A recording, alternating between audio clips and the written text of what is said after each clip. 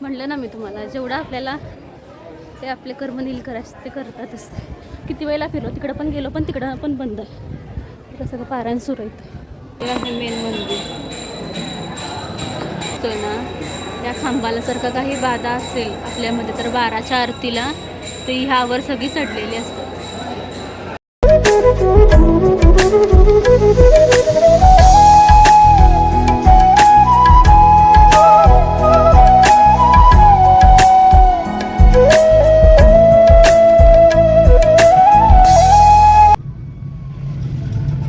आलोय आता आपण गाणगापूरमध्ये.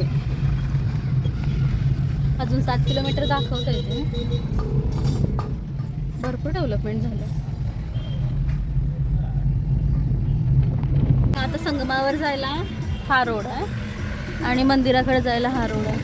पहिला आधी संगमावर जायचं, हातपाय धुवायचे आणि मग मंदिराकडे जायचं. म्हणजे मी आले होते ते मला वाटते 10 वर्ष तरी सहज झाले. माझ्या लग्नाला 14 वर्ष झाले. त्याच्या आधी माहेरी असताना आम्ही सगळे आलो होतो चौघं पण, तेव्हाच बघितले. त्यामुळे माहिती की आधी संगमावर जायचं, हातपाय धुवायचे, मग मस्तपैकी दर्शनाला जायचं. आणि आता 12ची आरती आता सुरू झाली असणार कधीच, कारण आता 12:15 वाजून गेले 12:15. आलो आता हे संगमेश्वर मंदिर आहे, तिकडं आहे ते मागं आणि खाली संगम आहे. दिगंबरा दिगंबरा.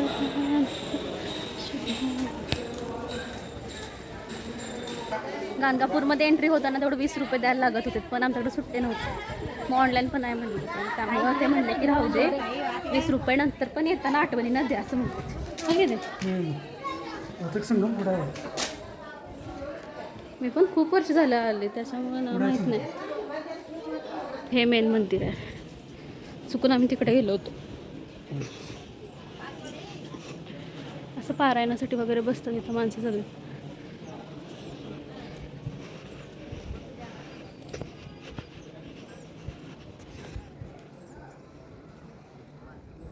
बापरे, पाय भाजायला लागले. चुकून तिकडं गेलो होतो त्या साईडला, परत आलो इकडं. म्हणलं ना मी तुम्हाला, जेवढं आपल्याला ते आपले कर्म नील करायचे ते करतातच. किती वेळेला फिरलो, तिकडं पण गेलो पण तिकडं पण बंद आहे. इकडं सगळं पारायण सुरू आहे. पूर्ण असा जो आवार आहे तो पूर्ण पारायण करतात इथं माणसं. इथं सगळी दुकानं आहेत. आहे फायनली आलो. ते वेळेला आलो ना फिरून फिरून. हे मेन हा भीमा आणि अमरजा नद्यांचा संगम आहे. इथं पण आहेत पूजेचं साहित्य सगळं.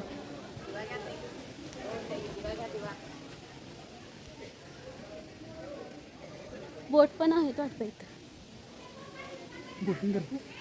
अजिबात नाही, मी तर पाण्यापासून 100 हात लांब असते. ते बघा ती बोट. इथं जरा बऱ्यापैकी स्वच्छ होतं पाणी, म्हटलं इथंच हातपाय धुवून घेऊ फक्त. बस, मी काय जास्त पुढं नाही जाणार.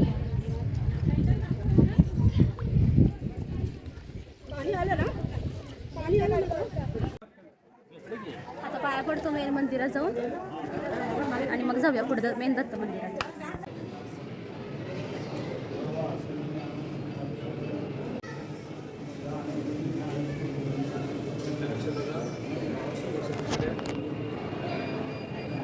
हे मेन मंदिर आता संगम मंदिर. छानपैकी फुलं घेतली जातात. आतमध्ये नाही अलाउड शूटिंग वगैरे करणं. आता बाहेर पडलोय त्या संगम मंदिरावरून. मस्तपैकी छान दर्शन झालं आहे ना. मेन मंदिरात तो रोड असा इथून आहे. आता वाजले 1:30, टायमात झालंय सगळं. आम्ही जर का वेळाला बाहेर पडलो असतो ना, लवकर बाहेर पडलो म्हणून हे सगळं झालं, तर आम्ही अजून आता रस्त्यावरच असतो आम्ही. आणि काय भयानक ऊन आहे इथं. पावसाळ्यात पण तर काय असं ऊन असेल तर उन्हाळ्यात कसलं असेल तो, होय की नाही. डेंजर ऊन आहे. आणि आरती पण सुरू होणार होती तिथं. आम्ही 10 मिनिटं थांबलो, पण अजून पण आरती सुरू झाली नव्हती. प्रसादासाठी होय काय. आरती झाली 12 वाजता, पण ते 12:15 वाजता सुरू होतं. आम्हाला वाटलं त्या आरती सारखं. आपण 1 वाजता होतो, 1 वाजता जेवण चालू होतं, ते जेवणासाठी तीन असं दाखवा लागलं. अच्छा, नैवेद्य दाखवायला तेव्हा.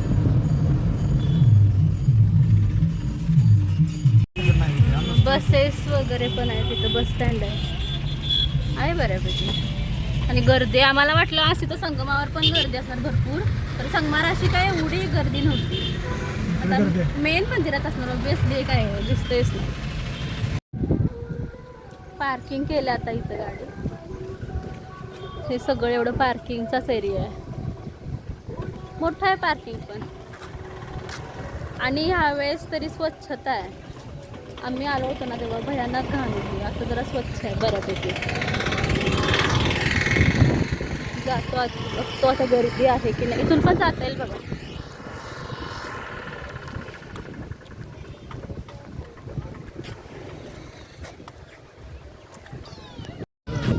हा मंदिराकडे जाण्याचा मेन रोड आहे. सगळी दुकानं वगैरे आहेत अशी.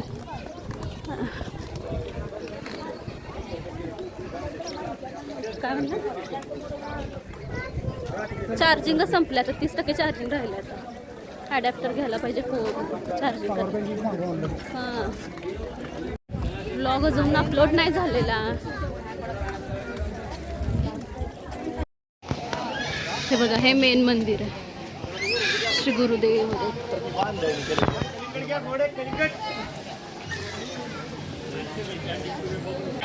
ते दादा म्हणलेत की आजपर्यंत तुम्हाला घेऊन जातो, 500 रुपये द्या तुम्ही, अन्नदान म्हणून द्या तुम्ही 500 रुपये, आणि तुम्हाला आतपर्यंत घेऊन जातो. कारण गर्दी पण आहे बऱ्यापैकी, त्यापेक्षा आतच गेलेलं बघत बरं. गाभाऱ्यातलं का शूट घ्यायला नाही मिळणार, पण आतमध्ये आवारातलं बघ देतो म्हणलं. तसं कुठे मिळत नाही आता. चला, हे तो म्हणले स्वतः.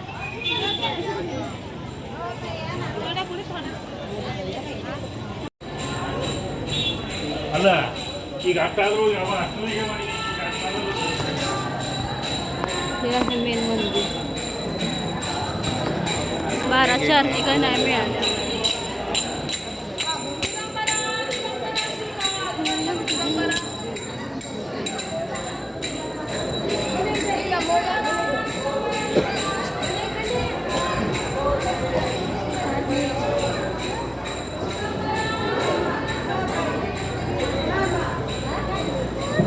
मी इकडे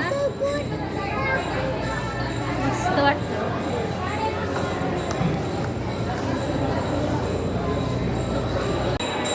गर्दी अजिबात काय नव्हती, छान दर्शन झालं. अगदी थांबायला मिळालं, वाटलं नव्हतं इतकं छान दर्शन होईल, पण मस्त दर्शन. आता हे दाखवते पालखी वगैरे आहे ते दाखवलं. इकडे निशा बसायला गेल्या खाली, गर्दी काय नाही, दर्शन पण आमचं मस्त झालं.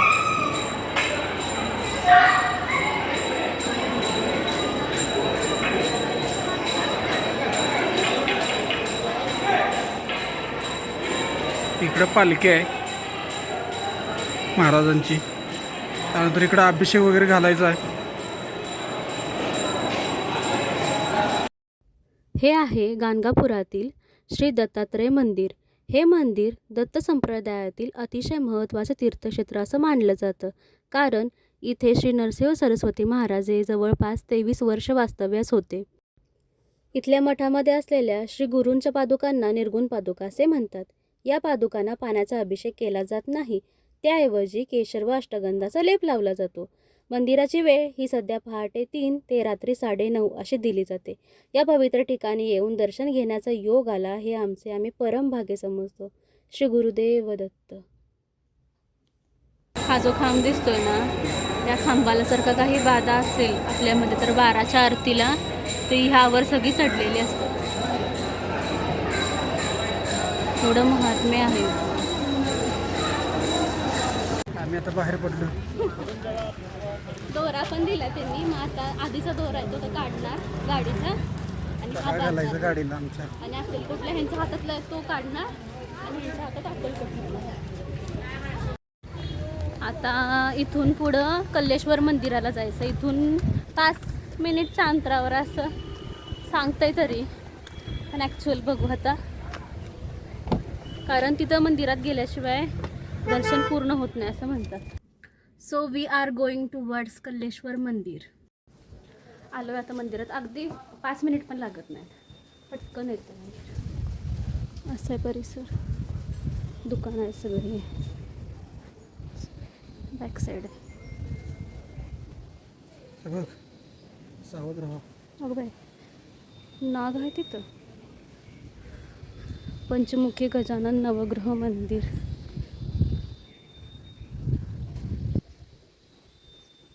आणि शनीचं मंदिर आहे.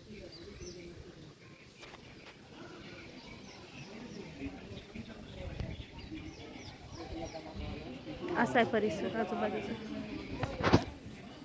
जाऊन आता पाया पड. खूप मस्त आहे मंदिर आतमध्ये. फोटोशूट वगैरे अलाउड नाही आहे, पण खूप मस्त आहे मंदिर. आणि ते सांगितलं की इथं साप वगैरे असेल सावध राहा असं लिहिलं आहे. तरी हे स्वयंभू शनी मंदिर आहे.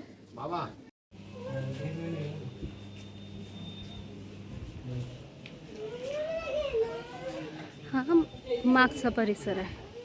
केवढे तेलाचे बॅरल वगैरे, नारळ वगैरे इथं फोडतात, अगरबत्ती. छान आहे, स्वच्छ आहे खरं. हे मेन मंदिर आहे दत्तांचं, महादेवांचं. आणि हे दुर्गा मंदिर आहे. वारं पण मस्त आहे.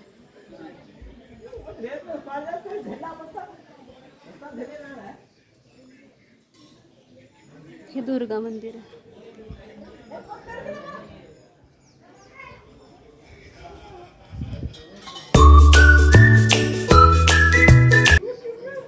तीर्थ.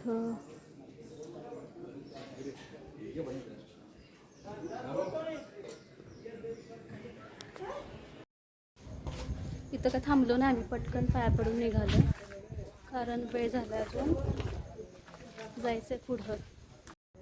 हा व्लॉग आता मी इथं सेंड करते. अजून पुढं आम्ही जाणार आहे. उद्याचा व्लॉग हा नक्की बघा. हा व्लॉग जर का तुम्हाला आवडला असेल तर प्लीज लाईक करा, शेअर करा, कमेंट करा आणि सबस्क्राईब करायला अजिबात विसरू नका. तर भेटूया उद्या पुन्हा एका छानशा नवीन व्लॉगमध्ये. धन्यवाद.